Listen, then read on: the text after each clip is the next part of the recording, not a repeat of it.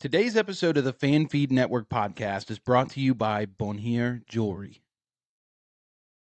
Welcome back to the Fan Feed Network podcast. Week 11 is live. We have a ton of action to cover today. And apologies for coming on a little late. I had some internet issues here at the house, but we're fighting back. We got to get on. We got to talk about these games.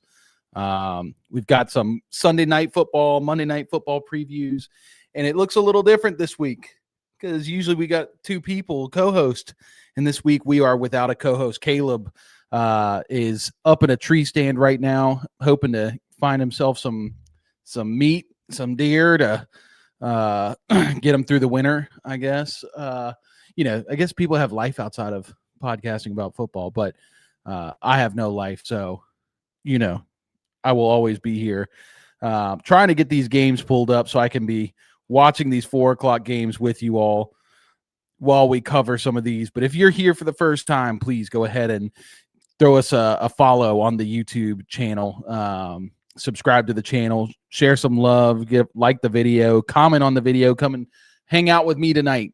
Don't let me feel so lonely here. You can also follow us on Twitter, Instagram, TikTok. We're active on all three of those sites, trying to get posts out there every day. And then also we are live everywhere you listen to podcasts. We're there. So make sure you look for us on Apple, Spotify, Amazon, all of the above. But yeah, we're out here. And there he is. Look at that. He must be watching in the tree stand. Caleb says, I miss you. Shout out, Cabes. Give me a big one today, big boy. He owes me. If he kills a deer today, he owes me quite a lot of venison, and I need some venison. It's been quite a while. But yeah, so we're here. It's week 11. We've had a ton of games so far. We're going to go through each one. I'll share all the relevant information. If you're watching this and want to comment and poke and jab and talk smack, let's do it. But we'll first go to this Thursday night game, Jets and Patriots. I will say the Brothers Parlay, we did that again today. Did not do so hot. We were on a hot streak. If those of you have been following, 2 weeks in a row, we hit on anytime touchdown parlays, 4 legs each. This week, it's looking a little slim. I don't know if it's changed at all. No. So we did one this morning. For the 1:00 games, had Josh Jacobs, Jamar Chase, Colston Loveland, Sean Tucker. Only one of those guys scored, and one of those guys scored 3 touchdowns. And if you didn't try to guess who that was, nobody's going to guess it was Sean Tucker. But it was Sean Tucker, my dog. What a dog. The 4:00 game parlay we had out, Devontae Adams, anytime touchdown, which he hit. But Trey McBride, Rashee Rice, Lamar Jackson, those are the last legs. Don't foresee those hitting. It's not looking good for us this week. So anyway, let's all right, I got the game pulled up here, watching something on my phone. Let's talk about this Thursday night game. So Thursday night we had the Jets take on the Patriots in New England. This is a big game for the Patriots. You don't want to come in and lose to the Jets, who are fighting back, clawing back. They traded away half their team about a week and a half ago. And they won last week. So you definitely don't want to lose to them. They're hot right now. And the Patriots came in and handled business. Drake May, once again, just a dog. 25 of 34. Drake May. 281 yards and a touchdown. He played just a perfect game. I mean, just a really good game. But the real star of this game was rookie running back Travion Henderson. For those of you who watch the show, you know that Travion is our dog, our guy. He's the one we love. We just what an amazing player. He had 3 touchdowns in this one, 19 carries, 62 yards. He added 5 receptions for 31 yards. That's the role he needs to be in. The reception. Trey McBride hit. Trey McBride, anytime touchdown, has just hit. So maybe we can pull something out late in this. God, man, Trey McBride. We'll get to him in a minute, but he's just scoring touchdowns like a monster right now. But yeah, Travion, this is the role you want him in, is catching those passes out of the backfield. If you just look at the box score, 5 for 31, it's not like a huge deal. Added a touchdown on that, but that's his role. And all of his runs, well, not all of them, but a good majority of them, they were running them outside. This is exactly what they need to be doing. He is so much better. It is unbelievable how much better he is at running the ball when he runs outside zones, toss plays, anything like that. Straight up the middle, he's a smaller guy. You can't expect him to do much. But yeah, Travion Henderson, if you have him in fantasy, if you didn't drop him, if you held on to him, or if you went and picked him up because somebody else in your league dropped him, good for you. You are just so excited right now. 30 points last week, 30 points again this week. Sky's the ceiling for this guy. So the Jets side, Jets actually didn't look terrible. Especially against the league's best rush defense. Justin Fields had 67 yards on 11 carries. Breece Hall, 58 yards on 14 carries. So they ran the ball decently well. They struggled to extend drives. That first drive was good because they were getting first downs. But once they stopped getting first downs because Fields can't pass very well, that's just their Achilles heel. They run the ball really well. I think they're like top 5 in the league right now. But passing is just so bad, and you have to be able to throw the ball. So John Mechie in this one, the leading receiver. I will say Adonai Mitchell was a guy that I've been kind of slowly touting on the fantasy show. He looked bad. He had 6 targets, most targets on the team. That's very encouraging to come right onto the team and lead in targets. Obviously, Garrett Wilson's not in this game. But, Adonai Mitchell dropped 2 or 3 passes that were very catchable. And, just not good. So Jets, once again, lose. Not a huge surprise here. So let's move on. We'll talk about this Jacksonville Chargers game. What in the world happened? Chargers just beat the Steelers, forcing Steelers fans to just be in a week of depression because, their offensive line is terrible and we couldn't even get to Herbert. Herbert was just dicing us up. Then they go and play the Jags. Jags, have been kind of on the decline the last couple weeks. They lose that game last week by a touchdown. Really missed that opportunity. But here they put the hammer down. So Jags win 35-6. Look at Shaduki, 6-yard rush. If you're not watching, Shador Sanders is in for the Browns. Dylan Gabriel out with a concussion. I did see Shador through a pick, so exactly what I thought was going to happen. Anyway, Jacksonville, really offensively, not a whole lot, just ran the ball extremely well. ETN had 19 carries for 73 yards, but the real story of this one was Bhayshul Tuten, another guy we really love. He had 15 carries for 74 yards, 4 less carries, 1 more yard than ETN. He did have 1 touchdown. ETN added 2 touchdowns. So they were running the ball really well against the Chargers. Passing the ball, not a whole lot going. Trevor was 14 of 22, 153 yards, a touchdown and a pick. So, just not a whole lot going for that. But they can run the ball really well. So that is very encouraging.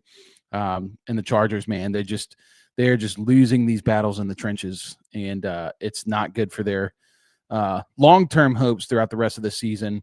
Let me pull up their box score. Yeah, this was just I didn't get to watch this game fully, but this is just one of those games where you get punched in the teeth early on and can never catch back up. Justin Herbert, under 100 yards passing, only threw the ball 18 times. He was 10 of 18 and 1 interception. They could not do anything on the ground. Kamani Vidal, like literally nothing. Kamani Vidal, 5 carries for 13 yards. Bad, man. Bad. They had a guy named Amar Johnson running. Have no idea who that is, and I know a lot of players. This was just a really bad game for the Jags. Credit to the Jags coach for the Chargers. Credit to the Jags coaching staff because they obviously had a great game plan coming into this one. Let's move on. Rematch, Steelers and Bengals at Acrisure Stadium in Pittsburgh. Steelers pull it out. Let's go. Let's go. Let's go. This is classic, baby. Classic. Steelers come back, beat Joe Flacco and the Bengals. Not with Aaron Rodgers. Aaron Rodgers played most of the first half, it looked like. I can't remember when he got hurt or what happened. Did he get hurt? Did he get pulled? I don't know. But they had Mason Rudolph in there. Mason Rudolph played extremely well. 12 of 16 for 127 yards. Pretty conservative, but he didn't make any mistakes. He did have one touchdown throw. My dog, Kendrick, is in the building. Kendrick, keep pounding. We were just we'll get to this Panthers game, but we were just talking last week about what do we do with Bryce Young? Like, is it time to bench him? Does he need to sit? He's not the answer for the franchise. Then he comes out against a very respectable Falcons defense. I think he had his best game of his career. And I did play Kendrick in the FanFeed fantasy league this week. And so he got I think he got demolished by Tetaroa, my dog. So sorry about that, Kendrick. But yeah, good for you, man. Panthers looked really good today. Back to the Steelers game. Yeah, Kenneth Gainwell, story of this one. Kenneth Gainwell had 7 receptions. Let me say that again. 7 receptions on 8 targets for 81 yards and 2 touchdowns. Just crazy. Like what is Arthur Smith cooking over there? I don't love it, but it is what it is. Daddy Darnell, 4 catches, 67 yards. He's playing well. DK Metcalf, I will say, has been pretty disappointing, at least in my eyes. And I don't know if it's all him. I'm not going to put all the blame on him because I know that this offense is really weird. It's an Arthur Smith offense, so receivers don't usually eat a whole lot in this offense. But, 5 catches, 49 yards on 8 targets. He's like the best playmaker on the offense, and it's really surprising to not see him get more than that, especially against this busted Bengals defense. Steelers score 34 points, and it's no thanks to the offense. It's really the defense of the Steelers. Let me pull this up. We had 1 sack, 8 passes defended. Where's the interceptions? There it is. Yeah, we did have a pick 6, 73 yards for Kyle Duggar. Incredible. And I think there was a fumble return. Yeah. No. Where's this other touchdown? Well, now I got to look up the scoring. Yeah, I'm pretty sure there was a fumble that we returned for a touchdown. Maybe not. But anyway, the Steelers look great. Bengals, on the other hand, Joe Flacco struggled in this one mightily. 23 of 40 for 199 yards. Steelers really committed to stopping Jamar Chase, which they should have done at halftime of that last game that they played against each other, but they didn't. Jamar Chase has like his best game as a Bengal, at least receptions wise. But this one, the offense was just bad. Chase Brown did have a lot of rushing yards, 99 rushing yards on 18 carries, but Bengals just couldn't stop the Steelers on defense and couldn't keep momentum on offense. So Steelers win that one. They're sitting at the top of the division. And currently, I got to see the updated score, but last I saw, the Browns were leading the Ravens, which is very, very, very exciting as a Steelers fan. So let's move on to this next one. We've got Packers-Giants. Jameis Winston. That man came in, played really well, played a very good game, but the Packers pull this one out. Jordan Love exited the game for a short time, but returned, played the rest of the game, and very pedestrian numbers here. He's 13 of 24, 174 yards, 2 touchdowns. Malik Willis came in and played well. He had, the touchdown throw to Christian Watson. Big news in this one, Josh Jacobs exits with an injury. It's believed to not be season ending, which is a big deal, but not great for the Packers, especially since they can't really throw the ball all that well. I mean, they're efficient, I guess, but look at that. Christian McCaffrey rushing touchdown. The guy does nothing but score touchdowns. It's crazy. But yeah, anyway, on the Packers, the offense is just kind of sluggish, and especially without Jacobs. And I think Jacobs has really this has been a down year for Josh Jacobs. But without him, they're going to turn to Emmanuel Wilson or Chris Brooks, probably Emmanuel Wilson. Packers really, it's not looking great for the Packers to barely win this game. Man, I don't know. But yeah, Giants played well. Jameis, 19 of 29, 201 yards. I watched some of this game. He looked all right, and especially considering the dude's got nobody to throw to. His number one receiver was Isaiah Hodgins. It's like, what are we doing here? But they ran the ball well. Ran the ball really well. Tyrone Tracy had 19 carries for 88 yards. Haven't seen that in quite a while. Oh, the Chiefs. Look at that. Travis Kelce scores a touchdown. Yeah, I thought about hitting up Trey about being on the pod tonight since Caleb's not here. But I couldn't do that to him. I couldn't pull him away from his TV while the Broncos played their Super Bowl. Yeah, we'll get to that shortly. But, yeah, I don't know. Giants, this is still part of the rebuild for the Giants. They found their quarterback, which is a big deal. They've built up that defensive line. They've got a lot of injuries. So next year is looking very promising for them, but they're playing spoiler right now, if anything. So that does that one. Bears and Vikings. We've got an interdivisional game. Bears win 19-17 in Minnesota. Big win for the Bears. They just keep squeezing out these wins. I cannot believe the Chicago Bears are 7-3. Oh, sorry. And this Chiefs Broncos game, that is hilarious.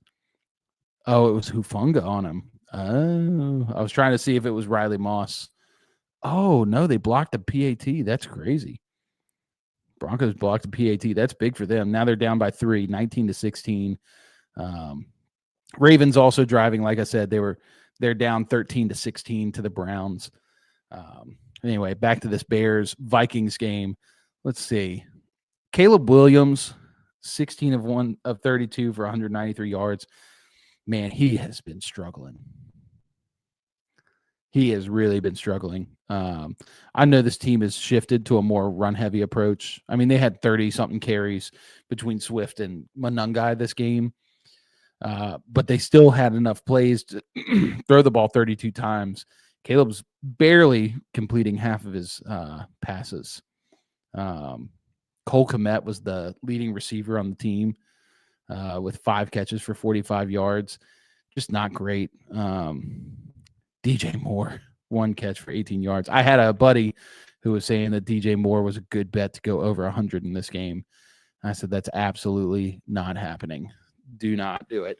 If anything, DJ Moore is going to start to phase out, I believe. Looks like Luther Burden's playing more. He had 5 targets in this one, 3 catches, 27 yards. Not a whole lot. But everybody got held up in this Flores defense. But yeah, Bears just keep squeezing out these wins, which is good. It really points to good coaching, especially with all the injuries they've had on the defensive side. But the offense, man, it's really struggling. Caleb Williams still, I think, just really struggling. Flip over the other side, Vikings, another struggling quarterback, J.J. McCarthy. Dude cannot stop throwing interceptions, and he can't get the ball into his playmakers' hands. Wow. To all you Justin Jefferson fantasy football owners, this is really sad. Oh, my goodness. Holy cow. What a punt. That was insane. Oh, my gosh. Who is the punter for the Rams? Anybody know? Is that Evans? I have no idea who that guy is. He just had the prettiest punt I've ever seen. It landed at the 2, bounced straight up, and then bounced. Where did it bounce out? Bounced out right in front of the goal, the pylon, out of bounds at the half-inch line. That is a perfect punt. That's insane. Wow. Big ups to the Rams special teams. Yeah, Aaron Jones is taking back over the Vikings backfield, 16 carries, 70 yards in this one. He also added 3 catches for 11 yards on 6 targets. But yeah, I mean, the story's the same with the Vikings. They're playing great defense. They're running the ball all right, but JJ's just struggling, man. He's got to be able to hit these receivers. I mean, last week he couldn't hit Justin Jefferson or Jordan Addison, but Jalen Naylor, like, he was just all-star. Like, he made Jalen Naylor look like Justin Jefferson last week. Yeah, that's just gross, man. Just really gross.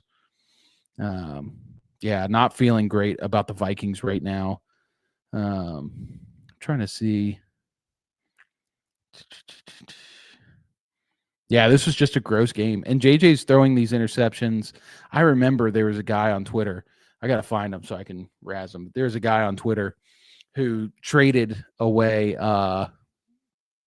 Jalen Hurts for JJ McCarthy in a dynasty league. And I just remember everybody was roasting him, like, what are you doing, dog? Like, he was like, we've been in this league for 5 years. We all know what we're doing. It's like, I don't know if you know what you're doing if you're trading Jalen Hurts for JJ McCarthy. And I said that to him, and he was like, well, I'm rebuilding. I'm rebuilding. It's like, okay, but get more value. You could have easily done Jalen Hurts and something else for JJ McCarthy and something else for Jalen Hurts. I mean, Jalen Hurts is a top 3 fantasy quarterback. Doesn't matter if he can't throw the ball. He's just a top quarterback.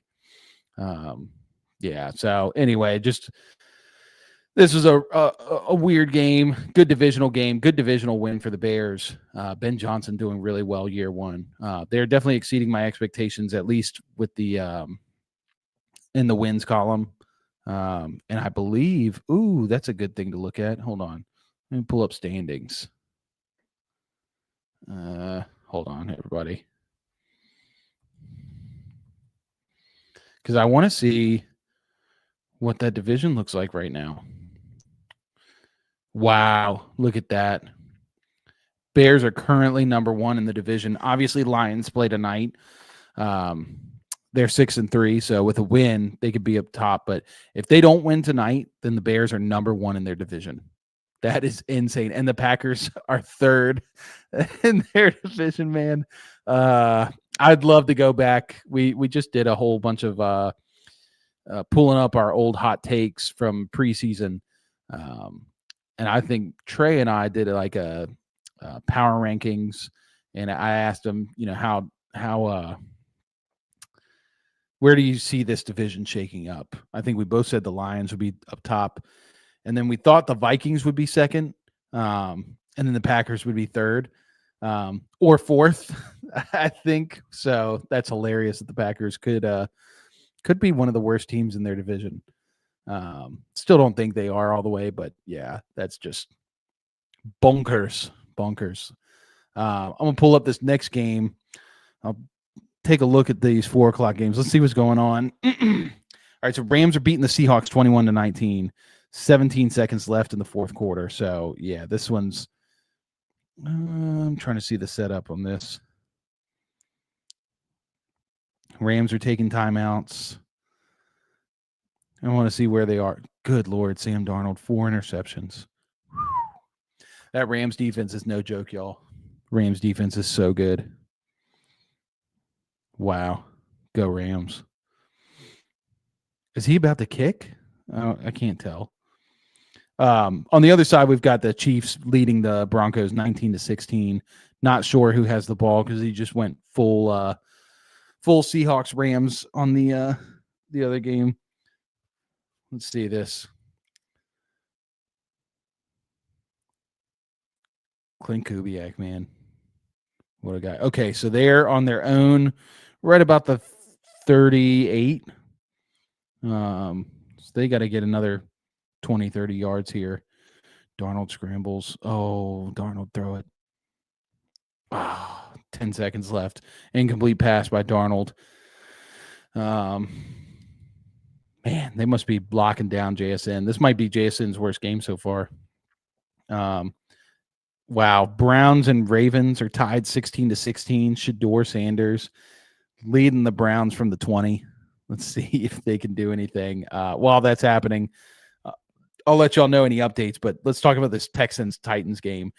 This was a gross one. Oh, just gross. Texans end up winning, which not a surprise, but how close it was is definitely a surprise. Obviously, Davis Mills is back in. Davis Mills been playing extremely well, very respectable. They called pass interference. All right, back in the Seahawks-Rams game, Darnold throws like a 10, 15-yard pass to JSN, and they're going to call, I think that's Emmanuel Forbes, for pass interference. Oh, that's a bad call. And that puts him right around the 50, I believe. Ooh, that's gross. That leaves them with 5 seconds left, so probably a Hail Mary away. All right, I see Shador walking on the sideline, so it looks like the Browns are 3 and out here. Shaduki. Oh, yeah. Intentional grounding, I believe. That's crazy. All right. Davis Mills been playing some extremely respectable football.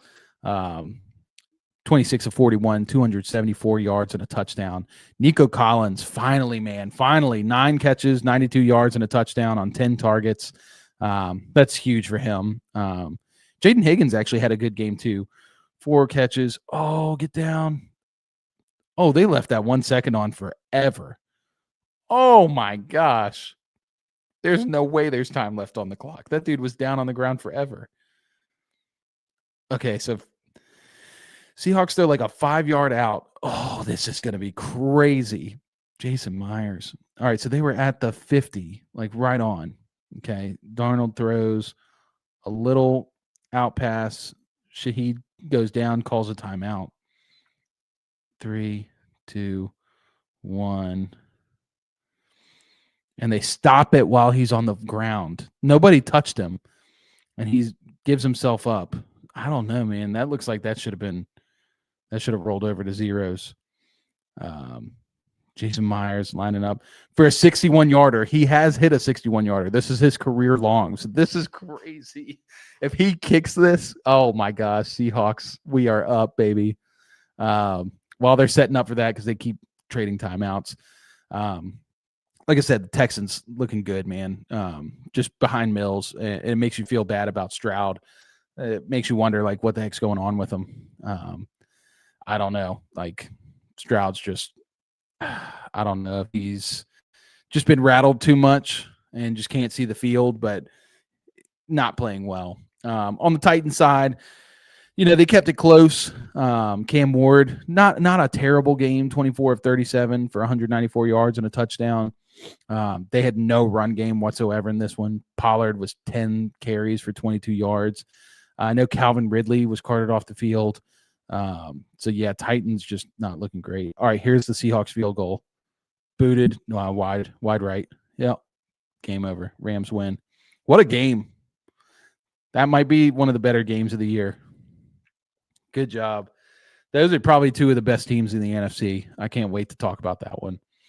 But yeah, on the Titans side, it's what we've come to expect. Didn't expect them to win this one, especially against the league's best defense. But Cam Ward not throwing any interceptions, that's a big deal. I don't know how many sacks he took. Let's see if I can pull up Texans sacks. 3 sacks by the Texans. Hey, good job, Cam Ward, and good job to that offensive line because 3 sacks is not a lot coming from the number 1 defense in the league. So let's move on to more exciting things. What do y'all say? We didn't talk about this Sunday morning game, the Commanders-Dolphins. Not a whole lot in this one. Kind of a stink fest. Both teams are like 3 and 8 or 3 and 7 coming into this one. And the Dolphins end up pulling it out 16-13. Kendrick's here. Let's see. I was so close on betting on the Chargers today, and thank God I didn't. Bad game for them all around. Yeah, dude. Bad. Oh, Ravens just scored. Oh, man. If Dylan Gabriel was in there, Browns would be winning 100%. But yeah, dude. I think I did think the Chargers were going to win this game. At least that's what I talked to Trey about on Thursday night. I think we both thought the Chargers would win. But Jags pulled that one out. And that one was insane. That one makes no sense. I got to go back and watch the film on that. Ravens up 20, about to be 23-16. 2.5 minutes left. So anyway, back to this stink fest. Both teams 3-7. Mariota starting for the Commanders. Dolphins end up winning. A really ugly game. Bad play calling on Mike McDaniels, I would say, especially once they got down to the red zone area. Just did too much cute stuff. Just got too cute, and then tried to like be too physical. There were multiple times on like 3rd and short that they tried to run the ball straight up the middle with Ollie Gordon. And like the Commanders all game were just prepped for that. They were not getting beat straight up the middle. Achane, every time he got a carry that was like an outside zone carry, it was like 10 yards automatically. But yeah, then they just would, I don't know. It didn't make a lot of sense. It was trying to get too cute, which is one of the things Mike McDaniels likes to do. Tua just so bad, man. 14 of 20, 171 yards. Get this dude off the field, man. I'm just so done with a Tua-led Dolphins team. I mean, obviously finish the year out because I would much rather see him than Quinn Ewers. I know nobody really likes Quinn. But yeah, just good win for the Dolphins, though. They have won their last like 3, I think, out of the bye, which is big for them. And so they're, they could still potentially clinch a wild card spot if they went out, which is wild that we're even saying. But good up for them. Commander side, Chris Rodriguez led the backfield. I think that's the bigger news out of anything. The Bill experiment looks over, sadly enough, everybody. We were heavy on Bill early on in the offseason. We were correct in that, we thought that Bill was going to be the starter, and he was for quite a while, especially once Eckler went down. He just hasn't been really able to do anything with it. I think he plays a lot better when Jaden's on the field, but he's just small. He gets hit once and he goes down. It might be over for Bill. He might just need some time to cook too. So we'll let him cook. Shador dropping back. Can you do anything, Shador? Oh, to Harold Fannin, 20 yards down the field. Let's go. Okay, it's not over. Harold Fannin putting the team on a bet. Put the team on a bet, dude. But yeah, that's pretty much it for that one. Not a real fun game. Dolphins win. Got Buccaneers Bills. That's a great game. Bills end up winning 44-32. This super high scoring game. And Josh Allen just, a good game, but not like the best game. He did throw 2 interceptions. One of them was obviously one of those Josh Allen, like typical him trying to be a hero play where he just is about to get sacked. So he just shoves the ball forward like that. And that got picked. That wasn't a great play for him. But yeah, James Cook, I mean, really, they didn't really do a whole lot. The big news coming into this one was that Keon Coleman was a healthy scratch. I mean, that's bad, man. Waving the white flag on a first round rookie you drafted, 2 years ago? Was that 23, I believe, that they drafted him? And Keon hasn't really done anything, but to white shirt him on a team like this, kind of crazy. But they bring in Tyrell Shavers, the preseason king himself, 4 receptions for 90 yards and a touchdown. He played great. All right, we got Broncos driving past midfield. 5 minutes left in this one. 6 minutes. Good game there. And then Trey's sweating. We'll let him sweat some more before we start talking smack to him. But yeah, not a whole lot to talk on the Bills side. Bucs side, Baker struggled. Baker has been struggling for the past 4 or so weeks. Not having all those receivers apparently doesn't help. Buka kind of calmed down in this one. 5 receptions for 40 yards. The big story from this game was Sean Tucker, man. Sean Tucker. We've been talking about Rachaad White not being a great running back. He's just not very good. Caleb's talked about it. I've talked about it. Sean Tucker, though, was a great running back in college. Had a really weird medical thing to where he dropped in the draft super low. I think he was a 5th round pick, 5th or 6th. And then Bucks drafted him. He's kind of sat back. Last year, he did have one game where he blew up. And then today, 19 carries, 106 yards, 2 touchdowns on the ground. And then receiving-wise, he had 2 catches for 34 yards and a touchdown. One of those was that 28-yard touchdown. Sean Tucker, man, he's a really good running back. Kind of a bummer that he has to sit behind Bucky and Rashad. I think they saw in this game that, Rashad's a good back. It's not that he's a bad running back in general. He's just not a great runner. He's more of a receiving back. He's a third down back. And so you got to use him like that. Sean Tucker obviously gets used as the main bell cow in this one, and it just pays off dividends. And the Bills' run defense is pretty poor. But yeah, so we like this. So good for the Bills to win that one. They're kind of an up and down team. I don't really know what to think about the Bills right now. But let's talk about this one. This was probably the most exciting game on the slate today. Kendrick McKnight's Panthers go into Atlanta, and after they skunked them the first game. Oh, look at Bo Nix. It's short. I wonder if they're going to go for it. Yeah, so they skunked the Falcons the first time. Falcons had 0 points. And now the Panthers beat the Falcons in overtime, 30-27. Bryce Young has his best game of his career in this game. And this isn't just some whatever defense. I mean, the Falcons have a pretty good defense. They might be not as good as people have said they were. But this is a good defense, and Bryce Young diced them up. I mean, Bryce Young's been averaging 100 to 150 yards a game. He throws 31 of 45, 448 yards, 3 touchdowns, 0 interceptions. I mean, this is the best game Bryce Young has ever played in his career. He was just cooking the whole time, and he wasn't being carried by the run game. Rico Dowdle, 19 carries, 45 yards. Chuba Hubbard added 21 yards on 4 carries. I mean, like I said, they weren't running the ball very well. And that's the thing. The Falcons are not very good at defending, is running backs. Yet Bryce was able to dice them up. This is just a weird game. Tetaroa McMillan, the breakout is here. 8 receptions, 130 yards, and 2 touchdowns on 12 targets. The dude was cooking. Oh, my gosh, he was cooking. He was sitting on not all my benches. He was sitting on my bench. I've been so upset with him. He's just been not really his fault. It's been the Bryce Young struggles that I haven't wanted to start him. I almost sat him in lieu of Ricky Pearsall today, but then I thought twice about it and said, no, I got to start T-Mac.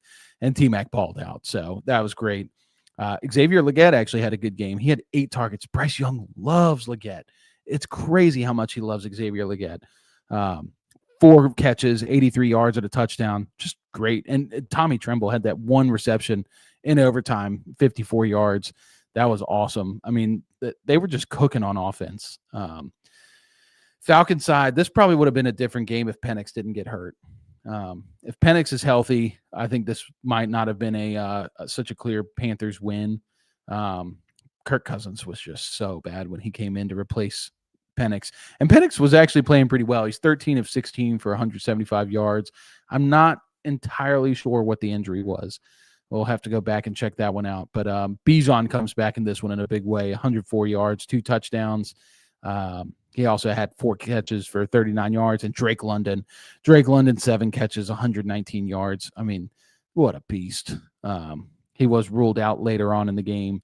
But this was just a very exciting game, a good NFC matchup. I feel like every year we have one of these NFC South shootouts. This was definitely one of them. What a great game.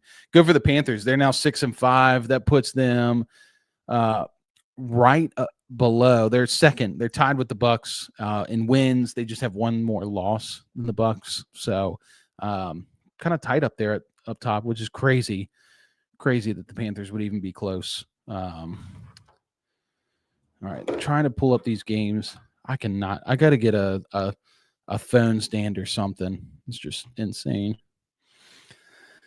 All right, 4th and 5, 23-16. Look at that, Kendrick. What up, baby? Best game of the season, he says, and I have to agree. I think this was one of the better games this season. Although that Bills Ravens game in like week 2, that was a sick game. But this was awesome. And best game for Bryce. Good for you, dude. I know you're excited. All right, so just a catch up on these 4:00 games. It's tied 19-19 in the Chiefs and Broncos game. Kelsey just made a toe tap. Nah, he didn't make that. Picked his feet up.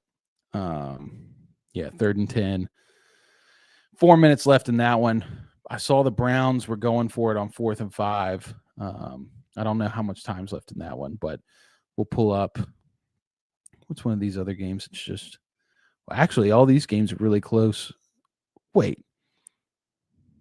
Oh, okay. Sorry, my scoreboard on the computer was lagged.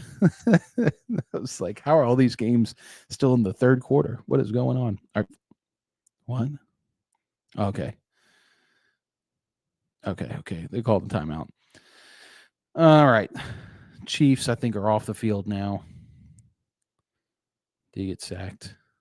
Yeah. Dude. Oh.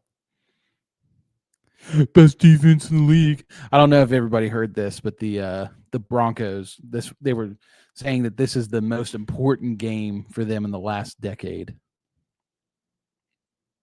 Most important game in the last decade. That's crazy. All right, I'm going to pull up these 49ers Cardinals game. We'll talk about this briefly.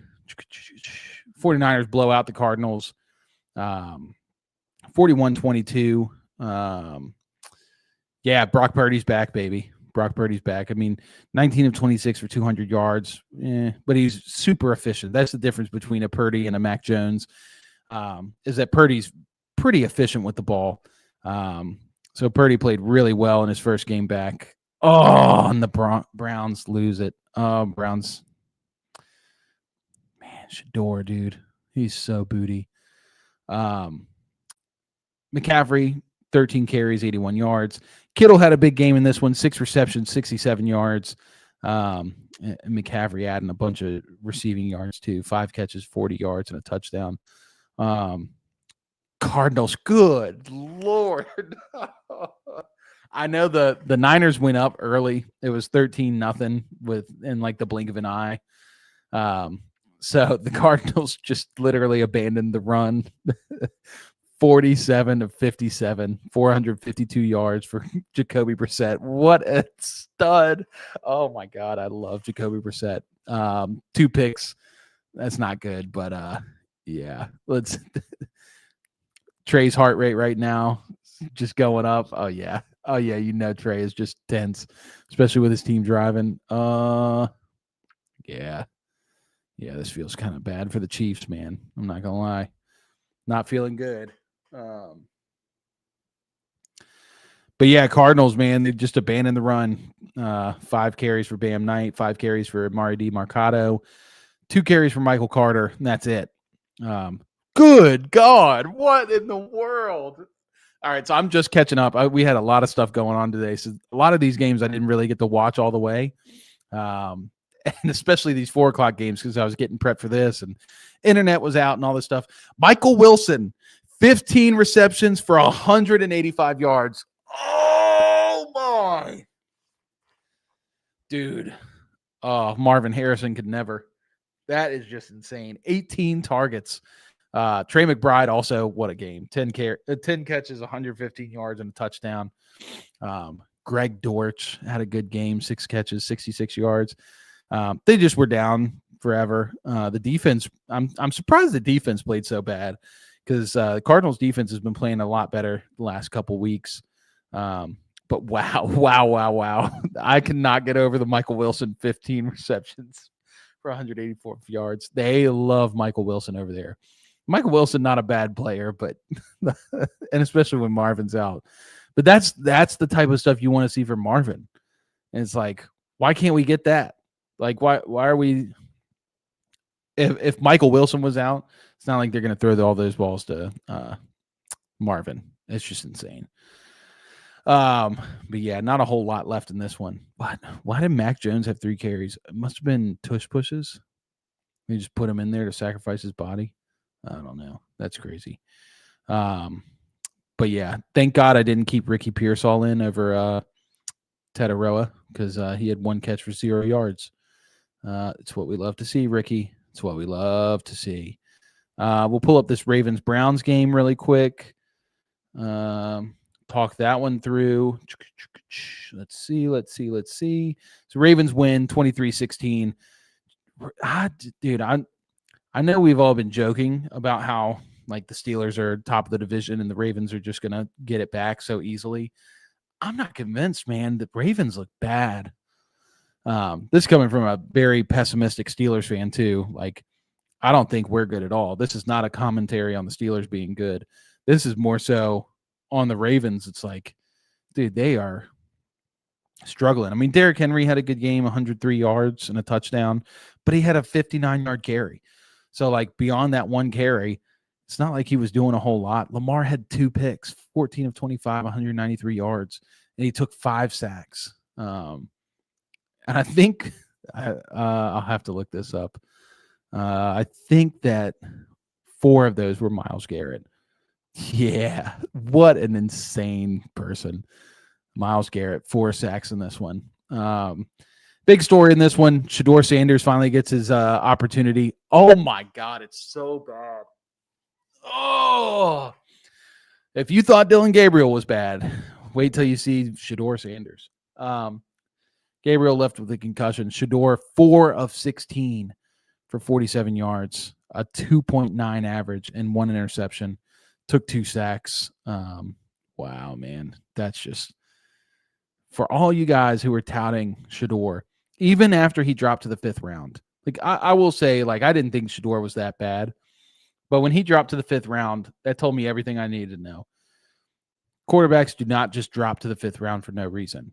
And everyone was saying, oh, it's his attitude, or oh, it's a scheme, it's a plan, it's all the conspiracy theorists. It's like, no, dude, like if he's dropping to the 5th round and the Steelers passed on him, like no way. He's just not good. And I think that's what teams saw. And sure enough, look at that, 4 of 16 for 47 yards. And this is against the Ravens defense. Now, granted, the Ravens defense has gotten a lot better now that it's gotten healthier. But wow, man, just incredible stuff. Shedeur, so bad. Let me see if our guests are here. We've got Anthony here, so I might bring Anthony in. We can chat a little bit, but it is 7:30, so we are going to get ready to start talking about this Sunday night game. Let me go ahead and bring Anthony in because I'm feeling a little lonely. Let's see. Anthony, what's up, man? What's up? How's it going? Oh, man, it's going great, dude. Crazy day of football. How do you feel about Shedeur Sanders? I don't really have an opinion on him. I think it's kind of funny that he fell to the 5th round, and I think it's even funnier how poorly he did today. But yeah, honestly, if he goes on to have a good career, I'm not going to be like mad about it. I just think it's funny how badly it's starting for him. Well, and especially too because you're our Titans writer, so obviously there were all those videos pre-draft with Cam Ward and Shedeur Sanders working out together, and they're talking trash back and forth, and and obviously Cam Ward hasn't played like fantastic, but he has not been nearly as bad as Shedeur was today. I mean, that was so bad. Yeah, that's got to feel good as a Titans fan. Definitely. When the draft hadn't happened yet, I was just like, please do not like pull a fake on everybody and take Shedeur. Like, it's Cam Ward. We know it's Cam Ward. No surprises, please. You know. Right. So I'm definitely glad with Cam Ward. I think he's going to be great. Yeah, absolutely. I think he's going to be a great player. What's up, Steph? Hello. How are you? Good. How are you? Oh, I'm great. We were just talking about how bad Shedeur Sanders is. Oh, yeah. Did you see that? Yeah. He was 4 of 16, which is just Jared Goff would never, Cam Ward would never, and not even Mason Rudolph would ever be 4 of 16. Like, that's a fireable offense in my mind. Right. But anyway, we got you guys here to talk Sunday night football. So did y'all enjoy football today up to this point? Most of the day so far, yeah. So far. Hoping this Yeah. is going to be a good game tonight. Lions take on the Eagles. It's in Philly. We'll just dive into some of these questions. So I'll start with you, Steph. Lions are currently 6-3. The Eagles are 7-2. It's a very strong NFC conference this year. Obviously, we just saw the Rams and the Seahawks play earlier. I think those are two of the best teams in the NFC. How big is this game for the Lions right now? This one's huge. I mean, the Eagles just won the Super Bowl last year, and right now they're 7-2. And they're also a team the Lions may have to go up against again in January. So I think a win keeps Detroit close in the race for the playoffs, and it shows that they can handle a top tier opponent while they're on the road. Yeah, absolutely.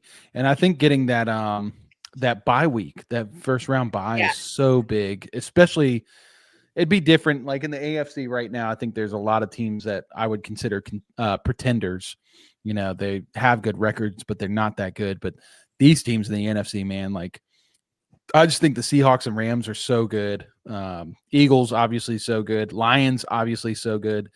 That first round bye is going to be gold for whoever gets it. So, Anthony, I'll ask you the same thing before we move to the next question. How big is this game for the Eagles? I mean, I think it's a huge game. We saw what happened against the Packers on Monday night, and that, Eagles won, but it wasn't the prettiest game. So I think the way that they respond to that performance tonight is going to be huge. Yeah. So speaking of that, Sunday, was it Sunday night or Monday night? Monday night. Monday, yeah. Yeah. So Trey actually brought this up. He was really upset with how the writers for NFL.com wrote about the Eagles versus the Broncos in the power rankings. The Eagles obviously win 10-7, and the writer was like, "Well, the Eagles are back." And then Trey was upset that they had the Broncos come up, and the Broncos won 10-7. And he was like, "Oh, this is just bad for the Broncos." Obviously, we know it's because Eagles were playing the Packers and the Broncos were playing the Raiders. Should have never been that close. But how did that game feel for you on Monday night with the Eagles barely squeaking that out? Yeah, I mean, it was definitely a tough watch, especially for my roommate who's an Eagles fan. He Yeah. was not happy for most of it, but I think just going through that kind of a tough game, it's either gonna kind of be a downer for them, or it's gonna be something that can motivate them to be better. And I think tonight is gonna be a huge indicator of which one it is. Yeah, I think that's a great point. That they get to make out of it what it could be. You know, that it could either be a downer, they could play the rest of the year playing these really gross games, or it could be a springboard, beat a really good NFC opponent in a close game, and now we're going to go continue to dominate. So, Steph, let's talk to you. So last week, Dan Campbell took over the play calling duties. Thank God. From John Morton. So what do you think this means for the team moving forward? They actually announced today that he's going to be officially calling the plays for the rest of the season too. Nice. So, nice. I mean, based on last week's performance, I don't think that's a bad thing. No, not And at all. John Morton says that he is excited and he's on board, but I don't really know if he's being totally honest about that. But yeah, it can't feel good to right. be the offensive coordinator and have your head coach take it away. But a little bit different of a situation, because I saw a thing that Dan Campbell actually was calling plays when Ben Johnson was first there for the first like 8 Yeah. weeks before he handed it over. And now Ben Johnson's like a great play caller. Who would have Maybe thought this that will make Dan him Campbell? better. Yeah, who would have thought that Dan Campbell was such a good play caller? Right. You see a lot of OCs that are like former quarterbacks or former coaches in some way, shape, or form on the quarterback side, and to see a former tight ends coach like Dan Campbell, that's just crazy. So speaking of offensive coordinators, Anthony, how do you feel like Kevin Patullo has done for the Eagles in year one? I think it's been up and down. I mean, there have been weeks where the Eagles' offense has looked like really, really good, like one of the best in the league. And then there are weeks like Monday night where the offense can barely string together 3 or 4 good plays. So honestly, just kind of, yeah, up and down. I mean, it's hard to form an opinion on it because there have been extremes on both sides. Yeah, definitely. I don't know. It's been so sad for me to see how bad the Eagles' offense has been so far, um, and mainly the Saquon thing. Like he has just been brutal, especially for those of you who have him in fantasy football. So, which speaking of fantasy football, how are you guys doing in the Fan Feed League? Y'all are both in there, right? I'm in first place. Hey! That's Yeah. crazy. How are you? What about you, Anthony? So I was in last place, but I've won 3 in a row, and I think I'm going to win Nice. 4 in a row. So I'm Let's getting go. back up there. Yeah. Let's go. Yeah, it's really tight there in the middle, but that's crazy, Steph. What was your secret to going being the number one team? I don't know because I lost like the first 2 games in a row, I think. So but yeah, now I'm on a roll. That's right. Let's go. Yeah, you've got Jalen Hurts, Amon Ra, Atan. Yes. Anthony, man, that's a big deal to come back from like last place and just like turn it around. But you've got the Mahomes, the Nico Collins finally playing. That's a huge deal. Oh, and you finally got Brock Bowers back. Yeah. Oh man, if you had Brock Bowers all year, that guy is such a stud. Yeah, I'm pretty happy with my team. I'm pretty upset with how the fantasy gods treat me because almost every redraft league I'm in, I'm like top 3 in scoring, but I'm never. That's what like always ranked. happens to me too. Always. Oh, Like in last it's place, so and I'm gonna have the most points by far out of everybody. yeah, it's so painful. Like I'm second right now, only to Steph, who's balling. I'm about to score another. What am I projected? I'm projected almost 180 this week, and I will barely be in within the playoffs. I'm in 5th place right now. So yeah, that league is wild. I gotta win. I have to win. I can't set up a league with you guys and then lose. Like, what does that say for me? All right, we got our boy Sports Zone in here. What's up, Sports Zone? He is not so happy today. Giants lost. But yeah, good to see you, buddy. All right, we're gonna do our final score predictions and our keys to victory. I'm gonna start with Anthony, and then we'll go on to Steph. So, Anthony, what do the Eagles have to do to win this game tonight? I mean, it's easy to say get the offense going. I mean, that's pretty simple. Just based on Monday night's performance, not playing like that would be a start. But more specifically, I think getting some explosive plays early on because there were no explosive plays Monday night, and there have been plenty of games this season without any explosive plays. So get the stars involved, get some explosive plays. Also, winning in the trenches, both on offense and defense. I think, whoever wins in the trenches controls the game most of the time. So I think that's a good place to start as well. Yeah, definitely. They got to get AJ Brown in it, man. He's just so dejected. This is a perfect get right game for AJ because it projects to be pretty high scoring. What about you, Steph? What do the Lions need to do to win this game tonight? They just need to avoid turnovers and short fields, and they have to hold up in coverage against AJ Brown and Devonta Smith. And listen to Dan Campbell. That's right. Follow Dan. Yes. That was the Patriots' motto, was the trust we in Bill we trust. So we'll pass it on to the Lions, and Dan we trust. Well, real quick, let's get your final score predictions. Steph, what do you think the final score will be? I think it's going to be super close, but Lions 27, Eagles 24. Nice. And Anthony, what about you? I also think it's going to be close. I also think it's going to be high scoring. I'm going to go with an Eagles win 34-31. 34-31. I love it. Yeah, I think this is definitely going to be a high scoring game. The total is at 47.5.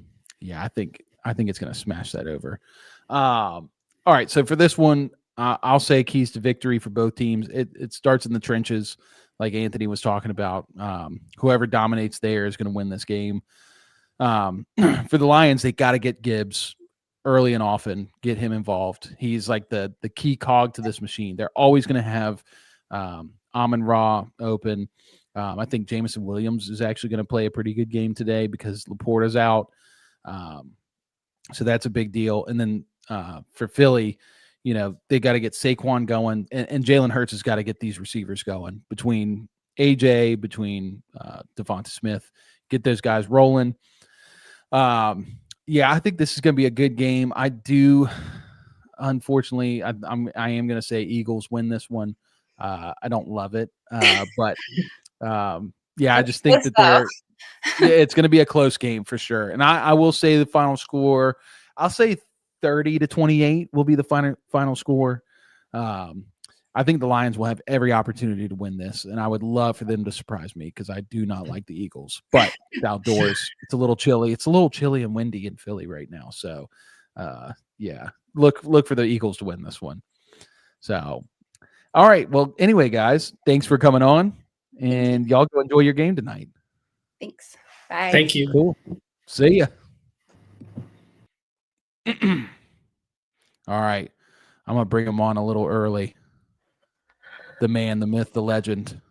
Hello. Famous. What are you doing, man? I am just ready to talk football, all things football, Great. whatever you want to talk about. Let's do it. How was the Brothers Parlay today? Oof, not It was good. rough. Not It good. was rough. So one of my brothers, so it's been awful all year. Yeah. One of my brothers is red hot though. He's 8-2 on the year. I think coming into today, 6 in a row. Wow. Can't miss. Even he missed today. So we're 0-3. We have the fourth leg is going. Jalen Hurts tonight. So just want him to get in just so we don't go over. Because I think I don't think we went over at any point last year. So not a good showing this week. Yeah, it wasn't good for us either. We I don't know if you heard earlier, but our first one had a bunch of favorites, but Sean Tucker was the dart throw. Man, what a call on Sean Tucker. And then everybody else just nothing. Yeah. And then obviously the 4:00 game, no real dart throws in that one. And Rashi nor Lamar were anywhere close to scoring. Just abysmal. Betting is such a fickle game. It's crazy. It's you can't.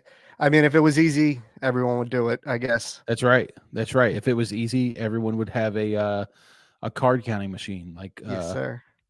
Chauncey Billups. All right, well, let's talk this Monday night game. So we've got Dallas taking on the Raiders. Nobody brave enough to talk about the Raiders, so I'll step up and I'll talk Raiders. Okay. But with you, we're going to talk Cowboys. So obviously, Cowboys been pretty up and down this year. Offense is incredible. Defense leaves a lot to be desired. Despite having a 3-5-1 record, they're currently second in the NFC East. So, do you think the Cowboys can turn it around and clinch a wild card spot? So, I definitely think that they have the talent to do that, but it's definitely not going to be easy. Tomorrow night is the last game that, until the last week of the season, that you can really look at and be like, the Cowboys should win this game. Everything else, they're going to be dogs, or at best, it's a coin flip. So Monday night being super important to getting on that roll, getting the fourth win of the season would be huge. I do want to say, though, before we get too far into it, just want to acknowledge the Marshawn Nealon tragedy. And I think that is just going to play such a huge emotional role for the game tomorrow night. Definitely. Obviously, losing a teammate is awful. Losing it in that kind of circumstances, even worse. So I really expect the team to rally around that, not just tomorrow night, but push forward into the rest of the season. I think it's going to be something that really pulls them together. And I do think that they have a shot, especially since a lot of the teams that they'll be competing against, I should say, they'll be going up against. They still have the Vikings. They still have the Lions on the schedule. Commanders in there. Obviously, they play everyone in the division once again. So if they win these games, they have a shot because they're going to be knocking off teams that they'll be competing with. And obviously, if they can go on a run, they're in a good enough spot. Obviously, wish it was in a better situation, but they're in a good enough spot that they can make a push. It's just not going to be easy at all. Real tough schedule the rest of the way. Yeah, 100%. And I'll just echo what you said about Marshawn Nealon. Just prayers and thoughts out to his family and all those in the Cowboys organization, because you never want to see that. I mean, just absolute tragedy. Mm-hmm. So, just shouts out to all of them. But yeah, I mean, Cowboys just such an odd team. And I think one of my predictions early on preseason, especially once they traded off Micah Parsons, was that they would be the Bengals of the NFC, that they would have this awesome offense. in this defense that's not very good, able to create turnovers though. So it could be exciting at times. And I can definitely see that happening, but it hasn't happened as much yet. This feels like a game where it could happen for sure. Geno Smith, just a turnover machine. Yes. So that and the reinforcements that the Cowboys will have. So they've been an awful defense to this point. But they're getting DeMarvion Overshown back for the first time this year, been on IR. So he'll be back. And then obviously the trade deadline acquisitions of Quinnen Williams and Logan Wilson should be huge. So 3 bodies on a defense that has definitely underperformed, but just lacked talent. So they're getting 3 talented guys, kind of looking at those all as trade deadline acquisitions. So, especially Overshown. I mean, has the ability to get to the quarterback. They've gotten pressure, but they haven't, completed it. Without Micah Parsons, they don't have that one guy that they can count on when they need it on a third down to make the play. So I expect big things from Overshown. So excited to have him back. Yeah. Well, and I love the Quinnen Williams addition. I mean, that was just awesome. Like, I think Quinnen Williams is just an amazing player. Funny dude, too. Just hilarious. Sir. I mean, obviously, hopefully, mostly everybody has seen the video of him being interviewed and he sneezes. Achoo! Bless you. Thank you. Just full unreal. One of the best moments on the internet. You just can't. You can't replicate something like that. No, it's just so incredible. But he just adds an instant boost to the rush defense because he is just a force right there in the middle, and he can rush the passer. So, like you said, bringing in those guys, like they're going to have some additional weapons. And I love Logan Wilson. I guess the Bengals were done with him. I mean, to trade him for a 7th, he's not like a world beater linebacker, but I mean, he's a very good linebacker. And that Super Bowl run just a few years ago that the Bengals had, Wilson was like the key cog on the defense for the Bengals. So I think it's great acquisitions for the Cowboys all the way around. Let me ask you this. How would you grade Brian Schottenheimer's first year so far as head coach? So even though the season's been up and down, I am actually pretty high on Brian Schottenheimer and what he brings. I think he's changed the culture that they have had down there over the past couple of years with Mike McCarthy. Obviously, he's still one of Jerry's guys, which can be problematic when it comes to the coaching, as we've seen. But what he's done with that offense that has underperformed, definitely last year, they are more creative. They just have a different thing. Obviously, didn't show up in the last game against Arizona, but that offense is dynamic, and his fingerprints are all over that. It's not just a copy and paste of the 2 seasons ago when the offense was great under Mike McCarthy. It's a different offense, and they're using guys differently. Just look at what Jake Ferguson has done. Seeing Javonte Williams have a career revival season that really nobody saw coming. I thought he'd be good, but I did not think that he would be this level. No. And I think that a lot of that, if not all of it, is the head coach. Yeah. 100%. I would. Brian Schottenheimer's done a great job, I would say. And especially like the first thing I noticed in that first game, because they played the Eagles to open up the season. First thing I noticed was just this dog mentality the Cowboys had. I mean, they came out and they were pissed off and angry. And like before, they weren't really this like physical team they really saw a lot of attitude from. But when they came out against the Eagles, I mean, Dak was hollering and yelling and talking smack. Everybody's, stepping up for one another. And they've maintained that throughout the year. And I think Schottenheimer has a huge part to play in that. I think he's allowed the guys to kind of express themselves in that way. And I think that's a huge edge in games, especially when they get close, to have that like competitive spirit, to be unbridled like that. So I really love what he's done so far down there in Dallas. Yeah, they definitely have an edge that they lacked under Mike McCarthy, that they were kind of a softer team. I wish they could clean up the penalties a little bit, which has kind of been a historic thing with the Cowboys. They haven't been the most disciplined team. I think they are more disciplined than they've been in the past. But I do, that is one thing that they need to clean up a little bit if they're going to have any sort of success the rest of the way.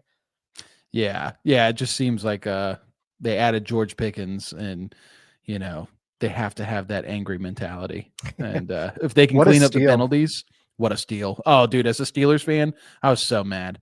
And I love DK Metcalf. I think I would take Pickens over Metcalf today. Like Yeah. even before the season, I would have taken Pickens straight up. But I think Pickens just had some issues locker room wise. And Oh, yeah. Steelers are always good at getting rid of guys a little early. But this is looking more like an Emmanuel Sanders getting rid of versus like a Chase Claypool getting rid Yes. of, where Emmanuel Sanders had a great career in Denver. And I think Pickens is going to have a really good career. I've always thought that Pickens was one of the better receivers coming out of his draft class, probably like top 2, top 3. And he was super underrated. Obviously, he had the ACL injury in college that,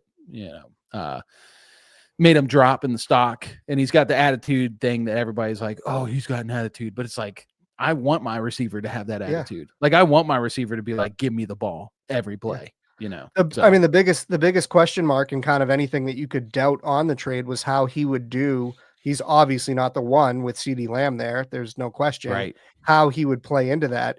And he has embraced that better than you could, even the biggest optimist could have expected. He loves it. Yeah. He loves having, 88 on the other side of the ball. And then obviously when CeeDee Lamb was hurt, you just automatically have a number 1 wide receiver right there all ready to go. So it really is, I said beginning of the year, I think I saw a poll that said that they were like the 8th best wide receiver duo in the league. And I predicted before that they'd be closer to a top 5. I mean, I think that you could argue the only one better is Jamar Chase and T Higgins right now. Yeah. Yeah. I mean, with a healthy Burrow, that's probably the only one that's better. I mean, Devontae Adams and Nakua are up there, but I'd roll the dice. Yeah, Devontae Adams, with Nakua is pretty good. But yeah, no, exactly. Like there's not many teams that I would want their top 2 receivers. I'm looking through the teams right now.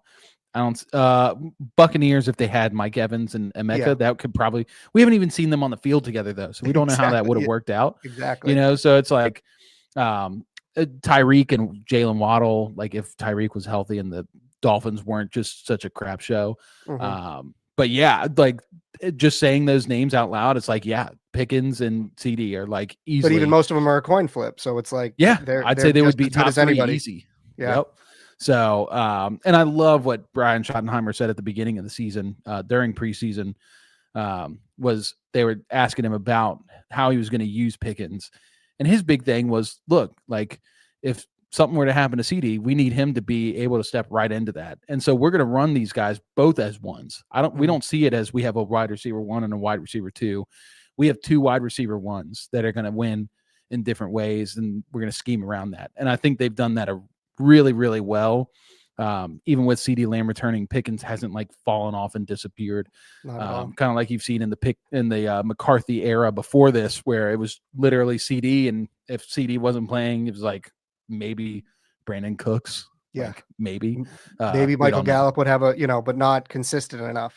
Right, exactly.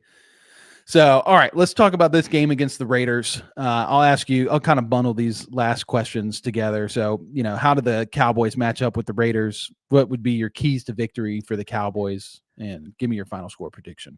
I would say from a matchup perspective, you look at it and, look at the stars on the Raiders. They have Ashton Genty.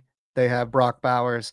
I think they match up very well against Ashton Genty because he's been very inconsistent, but he's really only had success running up the middle. And that's where the Cowboys run defense is strongest and only got stronger with Quinnen Williams joining the team. So I'm not as concerned about Ashton Genty, but I'm terrified of Brock Bowers because as you saw on Monday night, when they match up against a tight end that has any skill, never mind elite skill, they just can't. I mean, Trey McBride ran all over the field. And I'm hoping Logan Wilson can help a little bit with this. And I'm hoping that, Geno Smith is not as accurate, or is Geno Smith tomorrow night. Not the week 1 quarterback that you saw against the Patriots, but the other 10 weeks we've seen. So yeah, I think that if they can limit what Brock Bowers does, I think it's a runaway. I think the Cowboys blow them out. I think really it's the only shot that the Raiders have is if Brock Bowers just is the player of the game. He's the, he's the one at the end of the game. You're like, he had the best night of anybody on the field. Yeah. Yeah, 100%. And I think for the Raiders, like one of the things that I've been so frustrated with is the way they've deployed Ashton Genty. Because, like you said, most of his success has come up the middle. That is, it's probably the worst offensive line in football. I mean, it's just abysmal, and it's partly why Geno Smith has been so bad this year. Other than the fact that he just likes to hold on to the ball for, 7 seconds, in a league that it's like you got 2.5, Exactly. But Ashton, if they would get him out into space, he can make guys miss. He's a dynamic in the receiving game. So I just think they haven't utilized him well. So if they want to win this game, they've got to get Ashton Genty out in space. And it's a perfect time to do it because you have the threat of Brock Bowers down the field. And this is why this was such a cool pick in the draft, going with Ashton Genty so early, is that you have Brock Bowers stretching the field down the middle or to the outside. And then that just opens up so much underneath because defenses have to respect Brock Bowers. Geno also doesn't like dumping it off for whatever reason. I mean, it would probably save him from getting like drilled every other play. I don't know who gets hit the most by incoming rushers, Geno Smith or Jacoby Brissett. That's close. It's close. Jacoby Brissett has been, I mean, there's a reason why Kyler is still on the bench. It's crazy. And such a likable guy too. He's just like he's a true professional. I'm glad he's been able to, continue to find success in small stints around the league. And every time, the league ends up catching up to him, and then it's time for him to go on somewhere else. But then he kind of finds that magic again for a couple of games. So Geno Smith is Jacoby Brissett's about the best. Well, all you could ask for in a backup quarterback. And I think Arizona's doing the right thing rolling with him right now because Kyler Murray is not it. Yeah. I have this theory that a lot of because there's been so many of these older quarterbacks who have come in this year playing backup. You got Davis Mills coming up out of nowhere, Jacoby Brissett, probably a couple others I'm not even thinking of. But they're finding so much success against these defenses. A lot of these teams are playing the cover 2 shell defense, and it feels like I don't know why the cover 2 shell became such a big deal and why offenses were like struggling to figure out what to do. But these older quarterbacks, even like a Darnold, who Darnold's been in the league for quite a while, they're finding success. But I think it's because back when they started playing, that's what the defense was. Like they knew how to diagnose that. They weren't trying to do all these crazy things. And now that it's come back around, they're having this success. I don't know. Geno's still not finding much success. So no. It shows how much the mental aspect of being a quarterback, how important it is, where a guy like Geno Smith, like Jacoby Brissett, or not Geno Smith, Jacoby Brissett, or, even Sam Darnold has found success later. Right.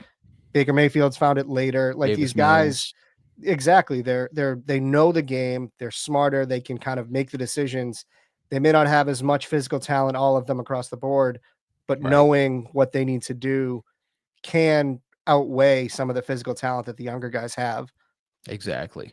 So anyway, back to the game plan for the Raiders. I just think that they're going to have to keep up with the Cowboys. Cowboys are going to score. There's no question in my mind that they're going to put up quite a lot of points in this one. So the Raiders are going to have to keep pace, which we've seen they can do. But it can't all be on the back of Bowers. We saw that in the game that they lost. It was all on Bowers. They still lost. He scored 3 touchdowns and practically did everything for the team. They need another playmaker. They traded away Jacoby Myers.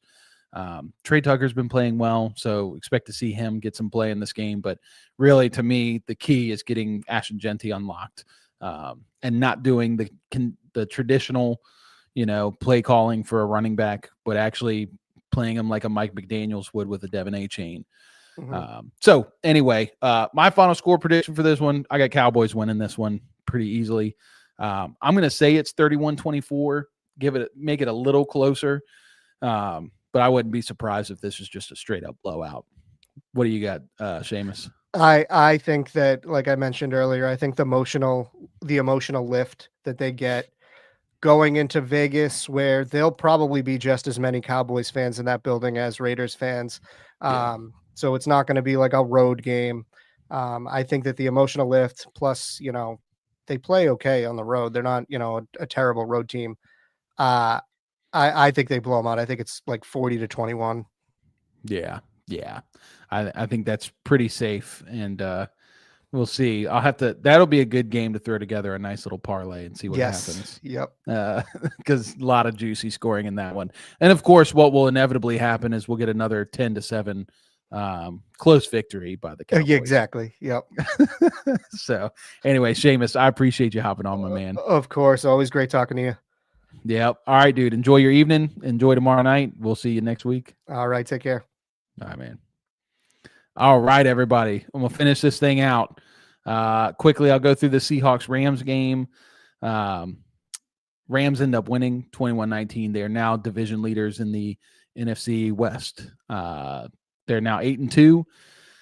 Darnold throws 4 interceptions. I think that's the storyline of this game. Darnold did not protect the ball well.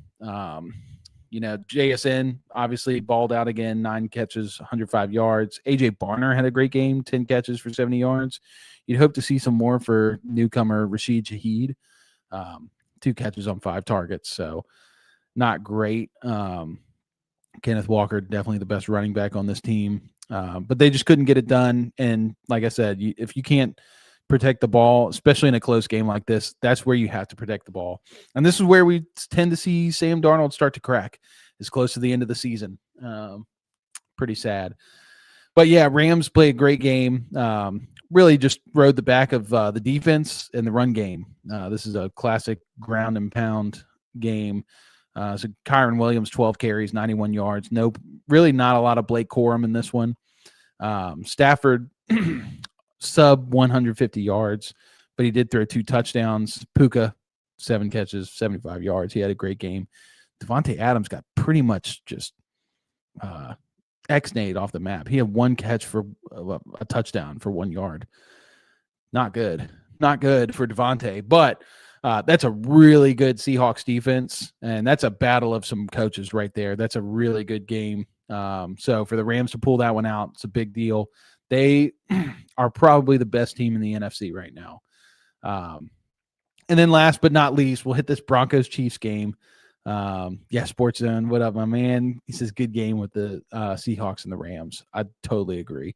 I need to go back and watch that one. I never get to watch those 4 o'clock games fully. So, all right. So Chiefs lose 19-22. Broncos win. They win their Super Bowl. They win the most important game to them in a decade. And it seems like Sean Payton was hiding all his plays so they could win this game. Bo Nix threw for 37 times, almost 300 yards passing. So that's great. He didn't throw any interceptions, didn't throw any touchdowns, but he protected the ball, took 2 sacks. So a pretty good game, pretty clean game from Bo Nix. RJ Harvey, not very good at running. Didn't seem like they were really emphasizing the run in this one from what I'm looking at. Because I watched that first initial drive, and man, it was like every play they were slinging the ball. I think that was the game plan going in, was not to get stuck trying to run the ball with a guy like Harvey. I think Harvey's a good back, but he's young, and we see a lot of these rookie backs struggle to translate to the NFL game. And so for a guy like Harvey, who's a little smaller, more of like a scat back type thing, this isn't the game to try to like force him to like really play like J.K. Dobbins. They didn't, and that was good. Defense was probably huge here. Let's see, they had 3 sacks, 4 passes defended, 8 quarterback hits. So they were flustering Patrick Mahomes, which any great quarterback, then how you beat any great quarterback, you got to pressure them. Broncos are one of those teams that can pressure without sending the blitz. They can pressure with just sending the 4 down linemen. So yeah, Mahomes had a okay game, 29 of 45 for 276 yards, a touchdown and a pick. Can't have those interceptions, Pat. Can't have those. Travis Kelce, man, 9 catches, 91 yards on 13 targets. He was who they were targeting early and often. Rashee Rice, 6 catches for 38 yards, 9 targets. I'll be honest, I'm really disappointed with how the Chiefs are playing this. And this is Matt Nagy at his best. God, screw Matt Nagy. He's so annoying. Because really, Rashee Rice coming back opens up the field for Xavier Worthy to be, more your deep field guy. And obviously the Broncos have a great secondary, so it's easier said than done here. But they're running Rashee, like, dude, I don't know what his ADOT is, but it's got to be so low.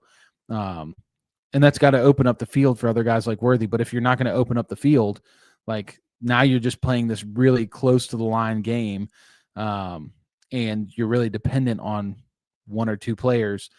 It just really X-nays, the Patrick Mahomes skill set. So yeah, this is bad for the Chiefs, man. They're 5-5. Let me pull up the standings once again. Broncos are now 9-2. Here we go. They are 9-2, tied with the best record in the NFL with the Rams and the Patriots. Where is the AFC? There it is. AFC West. So the Chiefs are 3rd in their division. Wow. Oh, man. Chiefs have a lot of climbing back to do, boys. They got a lot of climbing back to do. Because Patriots, Bills are going to make the playoffs. Unless Patriots just start losing. But they have the easiest schedule. So they're going to make the playoffs. That's a lock. Colts going to make the playoffs. Jags are 6-4, so they're a game ahead. And they beat the Chiefs. Broncos are 9-2. Chargers 7-4. Broncos are going to make the playoffs. They're going to win that division. Chargers 7-4. Don't know what's going to happen with the Chargers. And really, they're only a game back. Is that an accurate number? Why? Oh, okay. I see. So Chargers still have to have their bye week. But yeah, Chiefs just have a lot of climbing back to do. Sports zones here. Broncos are good, but not Super Bowl good yet. I agree, man. I agree. I mean, here's the thing. Broncos get into in the postseason. Their defense is so good. And they'll get Pat Surtain back, which makes them even better. So if they get into the postseason, we can't just say stuff like that. And that's coming from me who, I'm a hater on the Broncos because of Trey. But if the Broncos do make it to the postseason, that defense gives them such an advantage. I'll say it's the same thing as the Eagles last year. Last year, the Eagles were not a great team going into the playoffs, had a great defense. Offense was hit or miss outside of Saquon. And there were not a lot of people who were saying the Eagles were going to make a deep run in the playoffs. I remember. But I've seen this before. We saw it in 2015 with the Broncos. They had that great defense, and then Peyton Manning's knucklehead on offense. They were terrible on offense, but they needed to be better than the teams in the NFC. They went and played the Panthers in the NFC in the Super Bowl. Panthers were just on a miracle run, and if that's the kind of team that the Broncos would get in the Super Bowl if they got there, then yeah, they could win it, man. And so anyway, it's just really interesting to see. Really interesting year to see like teams like the Chiefs and the Ravens being so far on the outside right now. I'm not used to this or accustomed to this. So it's going to be a really interesting end of the year as we head into mid-November, late into December. It's going to be really interesting to see. But anyway, everybody, we've got games coming up here in just a couple minutes. I'm going to sign off now. Thank you all for tuning in. Once again, if you haven't already done this, go ahead and subscribe to the YouTube channel. We're live every Sunday, Tuesday, and Thursday night, right around 7 p.m. You can follow us over there on Instagram, TikTok, and Twitter. We're active on all 3 of those. And then you can also listen to these pods on our podcast. anywhere podcasts are shared. So Apple Pods, Spotify, Amazon, Stitcher, all those good things. You can listen to us on your way to work, on your way home from work, or just when you have some downtime at home. But with that, thank you for coming to the first solo pod of the Fan Feed career. We hope you guys enjoy the rest of your week 11, and we will see you on Tuesday to talk fantasy football. See you later. Ladies, we did the research for you. Fellas, pay attention. We've partnered up with Bonheure Jewelry. Bonheure is a celebrity favorite, eco-friendly jewelry company based in New York City. They're adored by stars such as Emma Watson, Gal Gadot, Katy Perry, Kim Kardashian, Kendall Jenner, and Hailey Bieber. Their designs have been featured in top publications including Vogue, Elle, V Magazine, and on major platforms. We love them. They have great pricing for luxury jewelry. It's something that you can start planning for before the holidays get here and get it early. Click on the link in our show notes below. You can sign up for 15% off your first order. When you support our partners, you support FanFeed Network. Check them out.